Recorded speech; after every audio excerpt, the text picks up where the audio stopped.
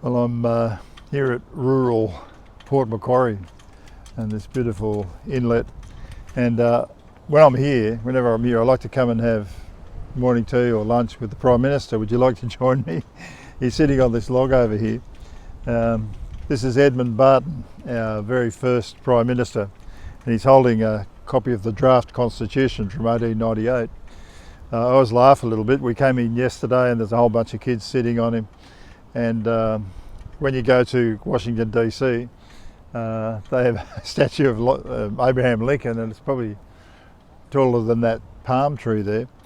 They have a different, I don't think we'd do that with any of our Prime Ministers, but I think this says something about us. It's our Australian way.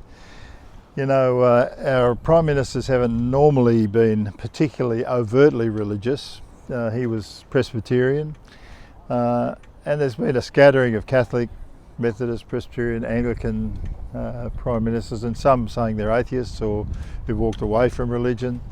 But all of them, one way and another, I think, acknowledge something of the Judeo-Christian background that sort of underpins our Constitution. It's unusual that our present Prime Minister, Scott Morrison, is actually so overtly Christian. But we've had Tony Abbott, we've had Kevin Rudd, we've had John Howard, all fairly strongly Christian men in recent years in one way and another. Well, does it affect the way they do their job? Probably, to more or less, it still does. I mean, Bob Hawke, who said he wasn't Christian, but his dad was, a preacher, said, you know, he tried to live by the Christian ethic of the way we treat one another. And in a way, that was built into our Constitution. In the preamble, it said that we appeal to Almighty God to sort of oversee and strengthen the Constitution to guarantee the rights of people in our democracy. And then in the Constitution itself, it talks about protecting religious freedoms here in our country. And that's a very Christian way to approach things, that you can be any different religion, but you can have your rights guaranteed and you can appeal to the government for help. So that's the way we've shaped our country, and it's built into our Constitution. Edmund Barton, his great skill was steering the warring states, or the separate colonies, was sort of jostling and arguing about how the federation was going to look.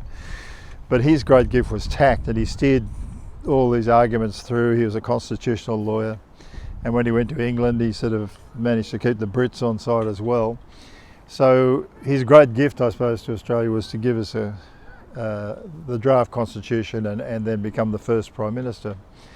So we sort of appreciate that these are the things that underpin our rights here in Australia and guarantee the fact that the Christian religion says we're created in God's image, the Judeo-Christian religion.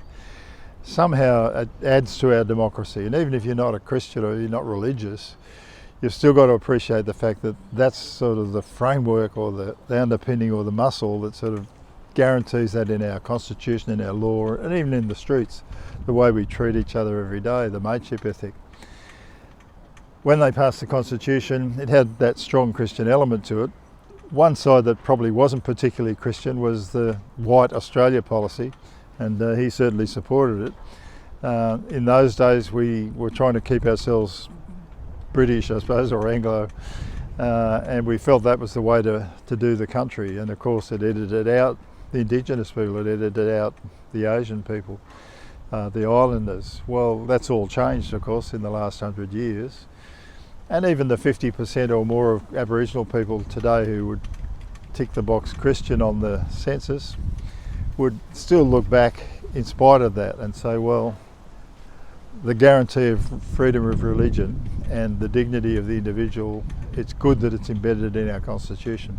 So if you're in Port Macquarie and you come by here and you get a chance to sort of say hello to our first Prime Minister, remember that whether you're religious or not, somehow we do owe something to Jesus. His footprints are all over this country, and his fingerprints are even on our Constitution. I'm Paul Rowe, and I'm the Outback Historian.